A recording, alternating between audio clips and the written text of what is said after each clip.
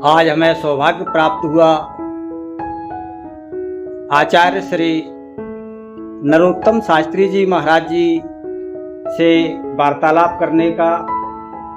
महाराज जी हमारे भितरवार नगर में श्रीमद् भागवत कथा गोलेश्वर धाम पर जो विशाल और भव्य भागवत कथा का आयोजन किया जा रहा है, महाराज जी के द्वारा मधुर और सुंदर वाणी में भक्तों को श्रीमद् भागवत कथा हृदयगम कराई जा रही है।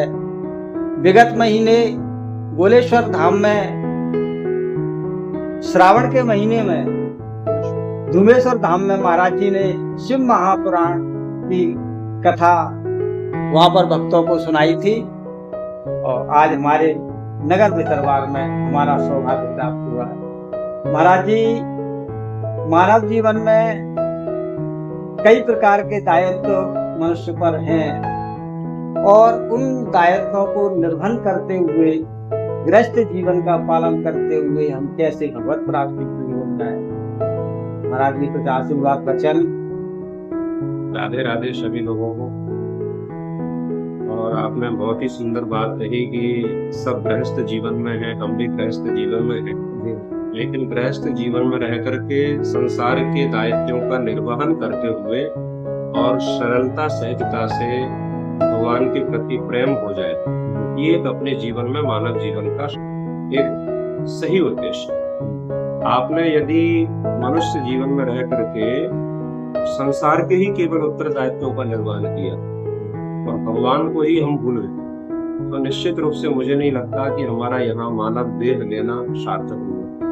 आप संसार के सभी दायित्वों का निर्वहन करिए और किंचित समय भगवत भजन परोपकार के लिए भी हमें निकालना चाहिए। मैं एक मानस का उदाहरण आपको दूं कि मनु और शत्रुपा का कितना सुंदर परिवार है। 3 बेटियां हैं, 2 बेटे हैं। और एक दिन मनु महाराज अपनी पत्नी से कह रहे थे कि होए न विषय विराग भवन बसत भा चौथपन, हृदय बहुत दुख लाग जन्म गयो हरि भगत बिन। तो उनको दुख नहीं, बहुत दुख हुआ। तो बहुत दुख की स्थिति आज हमारे समाज में, बहुत दुख उसको होता है किसी का बेटा चला गया, किसी के पास धन नहीं है, किसी के पास रोजगार नहीं है, तो वो कहता है कि साहब मैं बहुत दुखी हूँ। लेकिन मनु महाराज के साथ ये समस्या नहीं थी, वो तो स्वयं चक्रवर्ती सम्राट थे। यदि कोई कहे कि पत्नी की तरफ से उनको दुख होगा तो शत्रुपा जैसी उनकी पत्नी थी। यदि कोई कहे कि पुत्रों की तरफ से उनको दुख होगा तो प्रियव्रत और उत्तानपाद जैसे उनके पुत्र थे।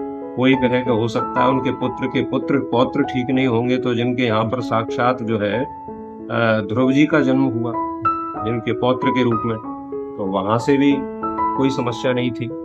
किंचित हो सकता है कि साहब उनकी बेटियां ठीक नहीं होंगी, तो आपूति देवहूति प्रसूति जैसी बेटी। यदि कोई ये व्यक्ति प्रश्न कर सकता है कि दामादों की तरफ से उनको कष्ट होगा, तो साक्षात रुचि साक्षात करदम उनके जो है दामाद थे। तो कहीं ना कहीं उनको किसी हो सकता है कि बेटी का बेटा ठीक नहीं हो, तो जिनकी बेटी देवहूति और देवहूति के बेटे कपिल। तो मुझे लगता है कि संसार के दायित्वों में उनकी कोई कमी नहीं थी।